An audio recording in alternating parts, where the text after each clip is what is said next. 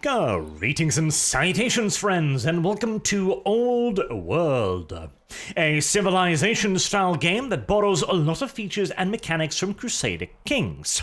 Or perhaps it is a Crusader Kings-style game that borrows a lot of features and mechanics from Civilization.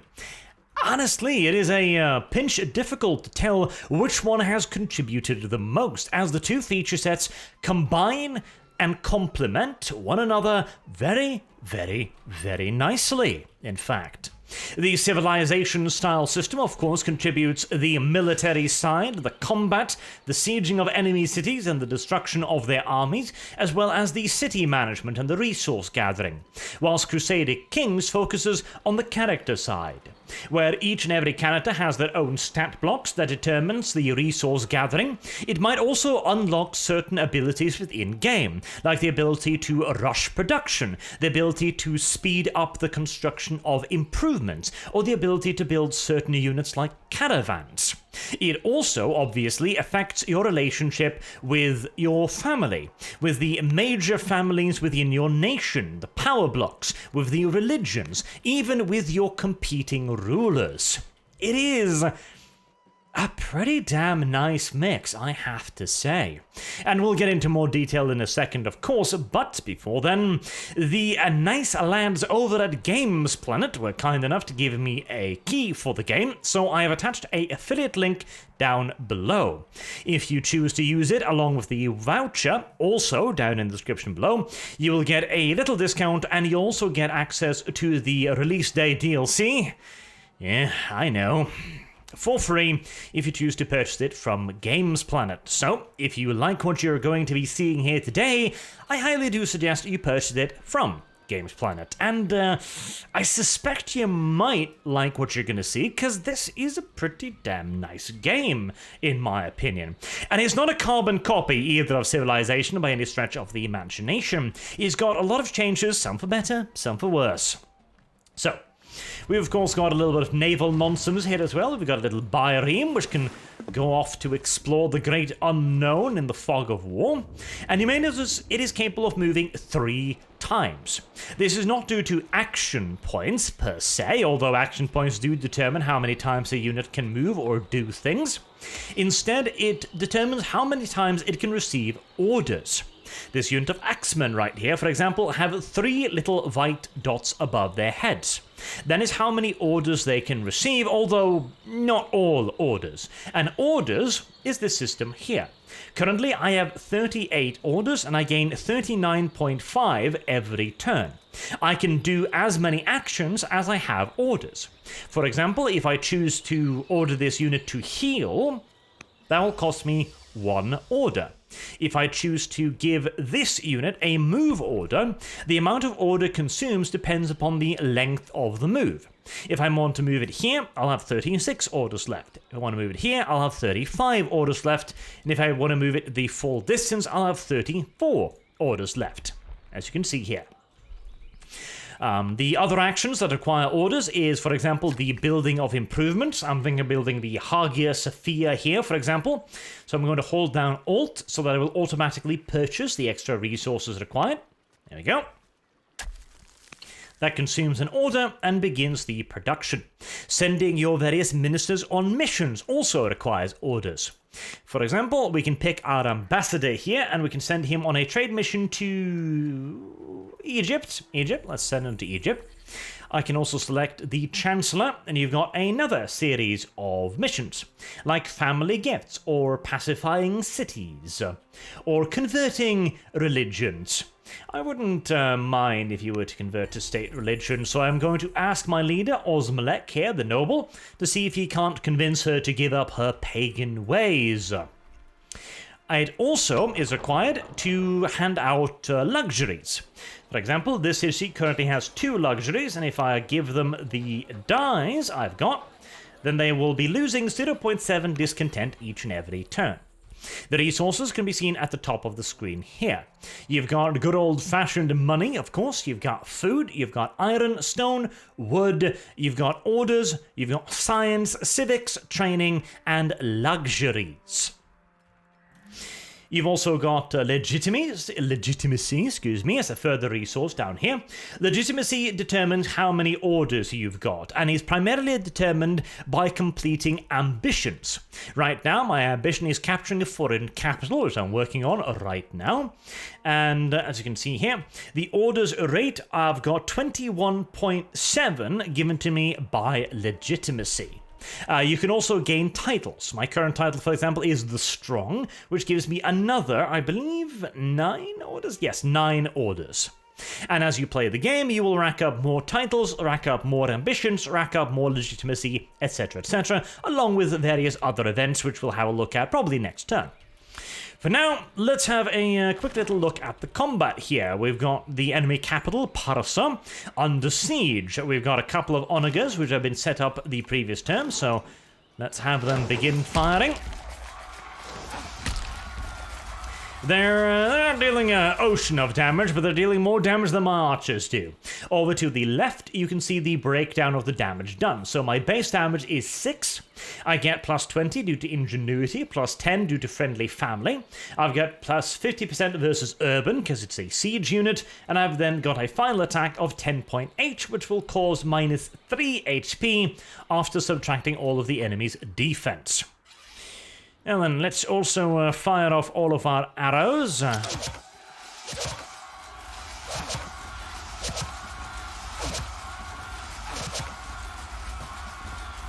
You'll see the enemy unit is not taking a whole lot of damage here because it is inside the city, and so it is very heavily fortified. Sieging cities is not easy. It takes quite a bit of time. And you can also build fortifications on the map, as I've done down here, because I am very skeptical towards the Assyrians. They've got a very large army, and I don't really want to fight them, honestly. The combat system, by the way, does have some pretty pronounced weaknesses, which I am... The combat design overall has some big problems that I'm not too fond of, which we might as well get to discussing now, as I'm going to end the turn and hope that I get some events that I can show you. So let's just click that there. Any unused orders will be turned into gold at the end of the turn. So, the problem with the combat, which we might see demonstrated here if Persia has any units left, we'll see, is that the order system and the length of movement that units have mean that combat is ridiculously volatile. The average war will begin like this. You'll begin war, you'll be seeing nothing of the enemy's terrain. Like, look at how little of Rome's terrain I can see, for example. I've got like 2, possibly 3 hexes of views tops. That's it. So you'll be seeing nothing, you'll declare war, and next turn, 1,000,000 units will rock out of the fog of war at the speed of fighter jets and annihilate 2 or 3 of your units, and there will be very, very, very little you can actually do about that. Oh, there we go. So there's an archer unit that comes rocking out, then comes another unit that appears out of absolutely nowhere, followed by another unit that also appears out of absolutely nowhere. As you can see in that example there, I didn't know about any of those units, and they seem to just poof, appear out of goddamn nowhere. And that is the experience of combat in this game, getting attacked by constantly teleporting units that just appear. That is the feel of the combat. It's not a good feel. And it leads to incredibly, the English word is escaping me at the moment, attritional style warfare. There you go. Where you're gonna lose units, and there is nothing you can do to stop it. You can think that you've placed your units as smartly as possible, but let me indicate here. Look at the range of movement of this spear unit. Now, this is on road, mind you, but look at how far a unit can move. Like, you have no hope in ever living hell of being able to spot this unit before it attacked you. Again, you've got a maximum of 3 hexes of view, so it's 1, 2, 3, 4, 5, 6, 7, 8, 9, 10 hexes of movement. And even if they use all of their movement, they can still attack at the end of the move, which encourages you to play incredibly passively. You are expected to just sit back and wait for the enemy to move to you so that you can attack him with all of your units, because you'll always be in range. Here, even this unit this far away across this much shitty terrain, I can still reach the enemy here. I can still reach the enemy all the way over here.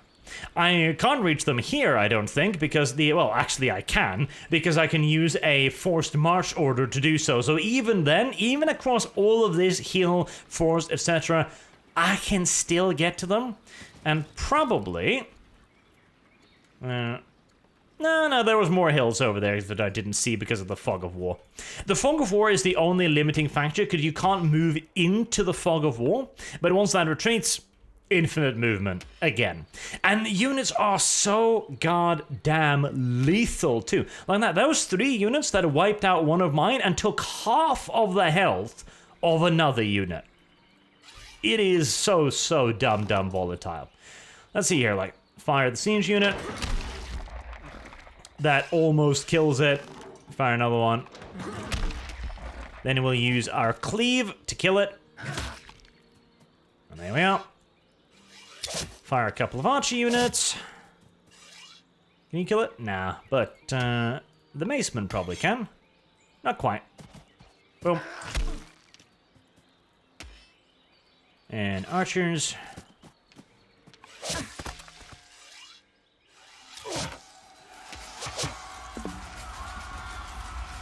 There we are.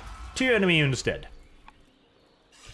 And this is genuinely how the combat feels. You get attacked from enemies you had no idea were there and have no hope in everlasting hell of ever defending yourself against, and then you just need to have enough units in reserve to kill more enemy units than the enemy kill of you. It's a very simplistic and not particularly interesting combat system, and I really feel like there could have been something better than this. On the one hand, being able to move units over long distances is very convenient, and avoids one of the main complaints about Civilization, where it can take just absolute ages to go anywhere. But I wish they would have done a Age of Legends, was that? No, Endless Legend style system, where you actually have army stacks. You move against the enemy army stack, and then you fight the enemy army stack, like Mankind. They did this as well to avoid this issue, because it is annoying, and it's not very good combat, and it can be extraordinarily frustrating. It is not enough to ruin the game, however. It simply means that you can't think of this like Civilization-style combat. You have to produce a lot more units and you have to fight in a different way. Now, let's have a look at some of the events. So, aspiring officer. Young officer in Lixus has rapidly risen through the ranks, impressing the top generals. They see a bright future. What shall we do? Now, this is because I have strong culture in Lixus. So, because I have strong culture, which is built up over a long time, the culture tab, as you can see here, I get various positive events that I can choose from. In this case, we've got our officer. So the officer should serve the court directly, which gives me a court soldier. Or the officer should stay and protect Lixus, which gives me 1,110 training. Which is a lot, but I think I'm already at my training limit, so we're going to hire him as a court soldier. Thulatha joins the court. The game is 100% gender equal, because it is, after all, the current year, and honestly, I don't mind it in a character-driven game like this. It's fine. It's not realistic in the slightest, but minor annoyance. At least they've got pretty portraits. Suspicious monkey. This is because my ruler has a pet monkey which produces all kinds of ridiculous events. Our adorable court monkey appears to harbor a grudge against the foreign leader Queen Zarapinsu, the fountainhead of Assyria. Visiting the palace for a diplomatic visit, the queen swears that she caught the monkey shooting murderous glances at her. Perhaps we could capitalize on this? Train him to assassinate her. King Osmalek the Noble no longer has pet monkey owner, but he becomes monkey assassin owner. Sure, why not? Origin of the state. Cato, the great thinker and politician in Zadrakarta, comes forward with the text chronicling the story of Carthage. His account includes all the major events in ancient history, both inspiring and tragic, and spares no one in his critical assessment. Should we make this document available to all, or should we prohibit its distribution to protect the state? So this is a developing culture event. So again, it isn't a strong culture, it's a developing culture, and so this is the event I get. Make the document available to all, plus 60 culture and Sagrata, all families, 40% opinion for 20 years, or recruit the politician to court, which requires King Osmanlek is a regal. So if you have certain beneficial traits, you gain certain beneficial special events. A judge. Court minister? My current minister... Do I need him?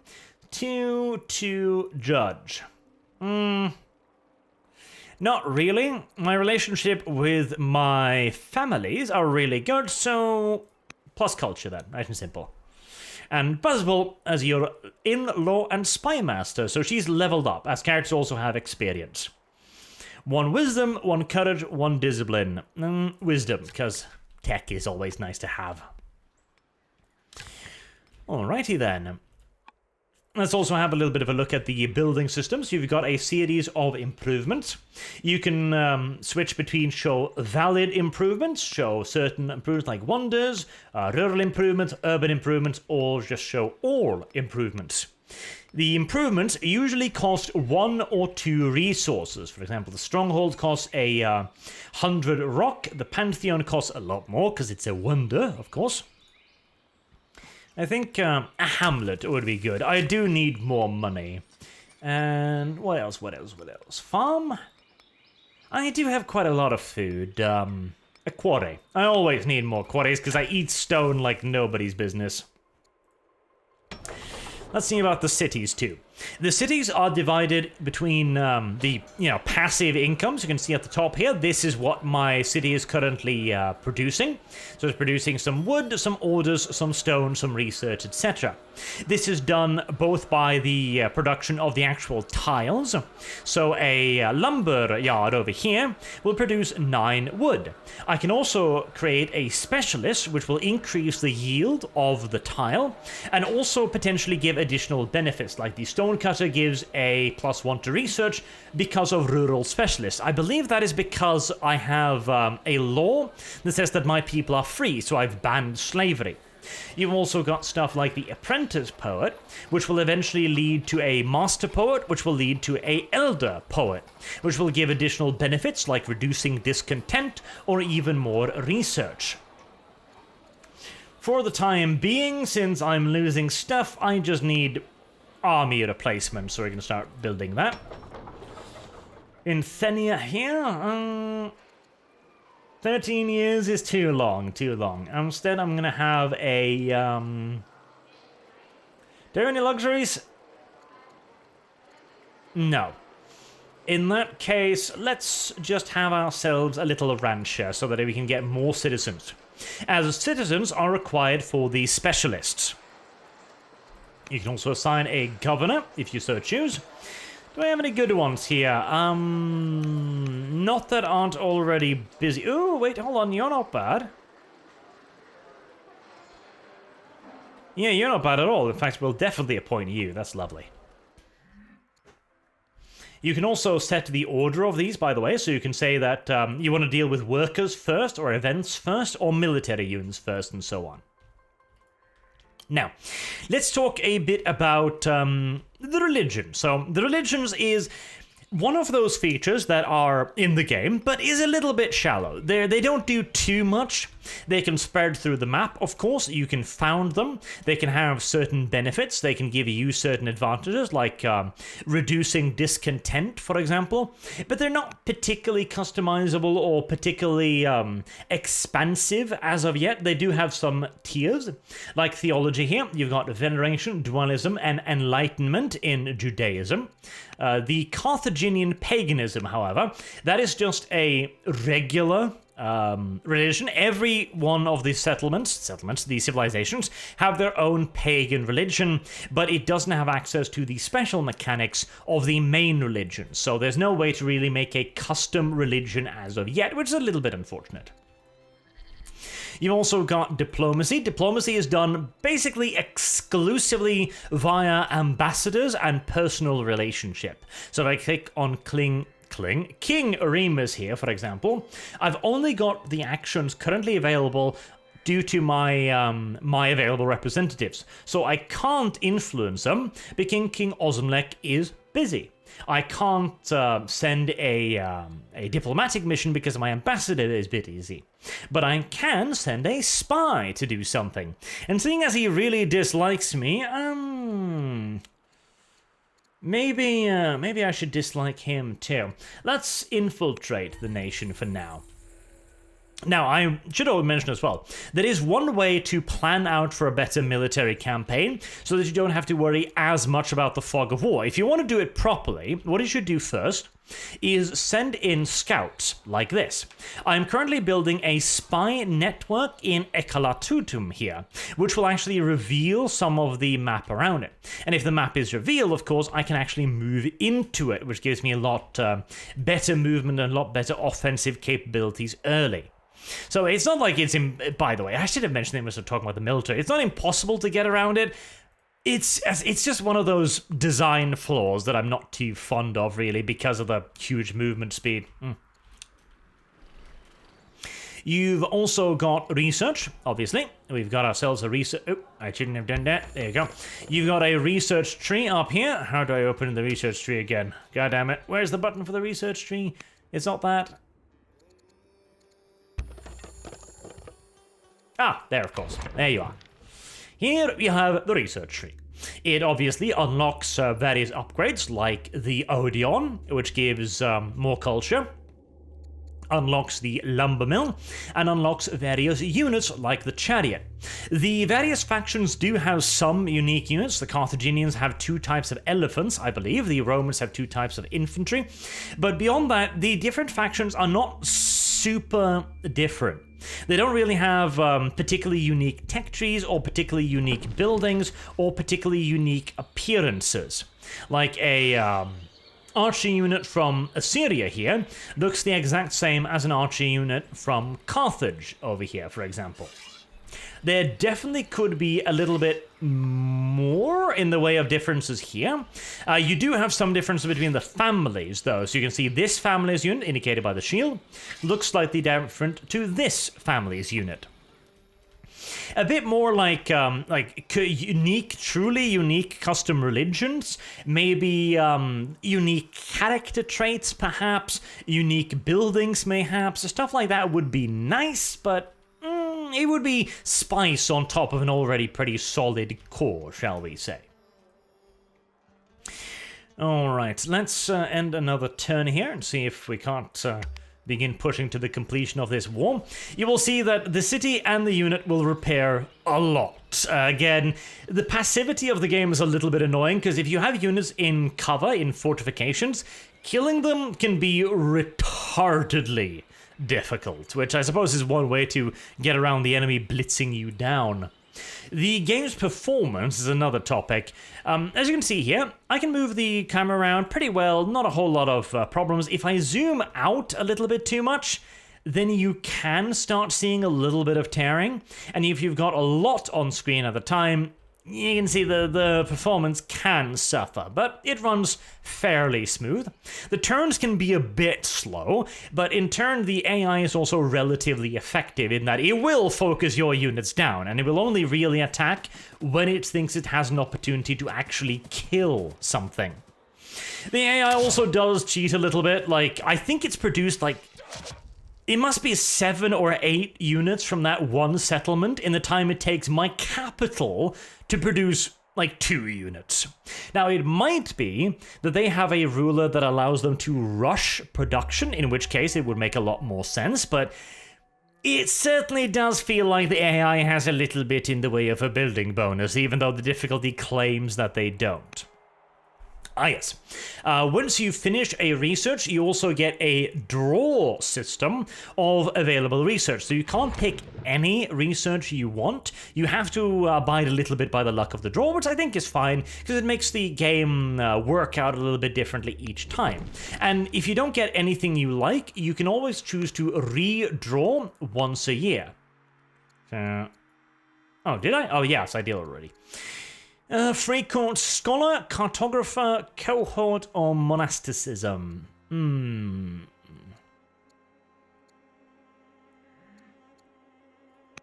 I'll take a quick one for now.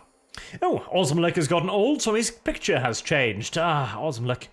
He is my best character so far, so I'll be quite sad when he dies, and he's getting on in his years, so he's probably not long for this world, but he has served me well after his mother, gratefully, shuffled off the mortal coil quite early in her life, making way for the far more effective leader that was Osmalik. I would like to kill this unit, and I believe I can kill this unit.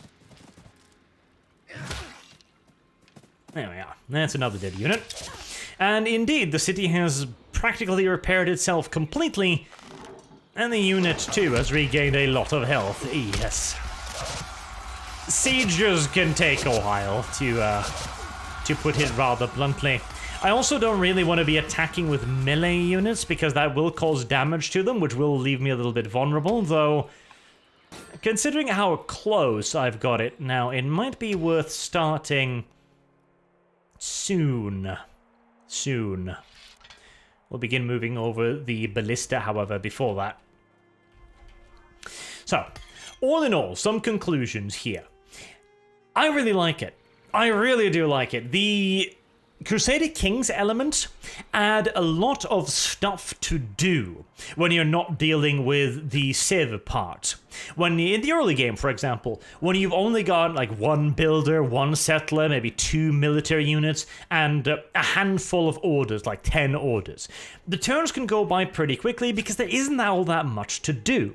But you avoid getting bored because the game is constantly giving you some events. You have to worry about your family relationship. You have to worry about your descendants. You have to worry about finding a decent wife. You have to worry about backstabbers in the family. You've got to worry about the diplomacy. You've got to worry about various traits, like maybe your characters are getting lazy. Maybe your characters are getting a little bit too religious. Maybe he's starting to hurt your research because he's becoming stupid, etc., etc., etc., etc. There are a lot of these little cool things that you can continuously do and poke away at. You've of course also got a nice little family tree here that you can look at, and I do quite like the art, I do. The characters look nice, they look correct to the style. They've all got unique portraits, by the way, that is one thing. So the Romans will not look like the Carthaginians will not look like the Assyrians.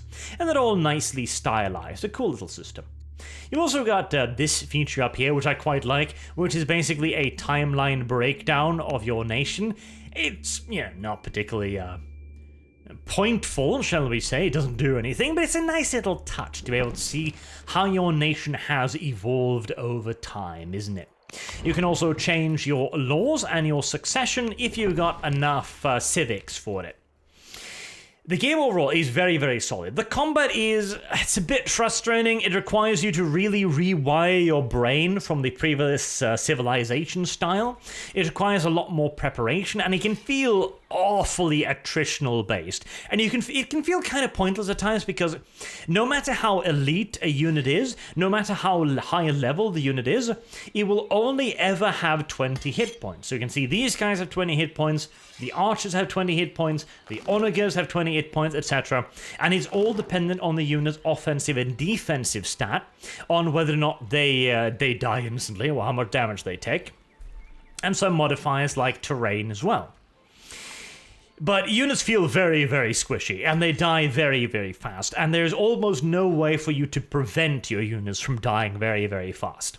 I feel like a completely different combat system would have been better still, but it's a relatively minor complaint, especially also as even if you lose a veteran unit, okay, that sucks, but this isn't like losing a veteran unit where the only way you can wet them up is by combat. Instead, you can simply just promote them and pay the cost. And if you are a militaristic nation that is producing a lot of training, it is absolutely possible to just continuously train units to level them up. You can also have training fields, like the barracks here, which gives free XP every turn a unit remains idle on it. So, yeah, the attrition is kind of designed into the game as well. It's just...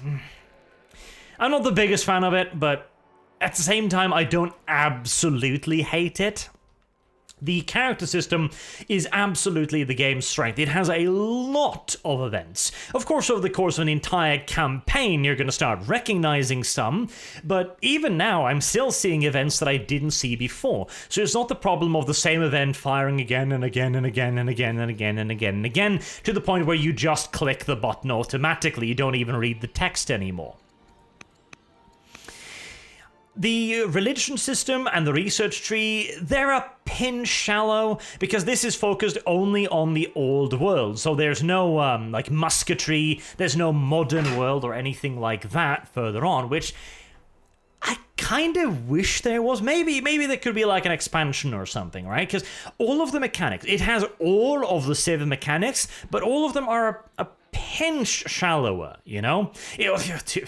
To be fair, too, it's made by a much smaller studio, and the addition of the character systems more than makes up for it, in my opinion, but there is certainly something to build on here, with some nice, chunky expansion packs, mayhap. All in all, to conclude, if you like Civilization, or if you like Crusader Kings, or if you're simply just looking for a decent Civ-style strategy game, or if you were disappointed by mankind, or excuse me, humankind, which I know a lot of people were, and that game too.